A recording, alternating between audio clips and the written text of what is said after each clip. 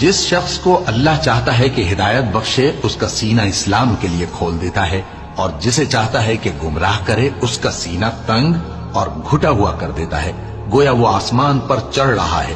اس طرح اللہ ان لوگوں پر جو ایمان نہیں لاتے عذاب بھیجتا ہے۔ اور یہی تمہارے پروردگار کا سیدھا رستہ ہے۔ جو لوگ غور کرنے والے ہیں ان کے لیے ہم نے اپنی آیتیں کھول کھول کر بیان کر دی ہیں۔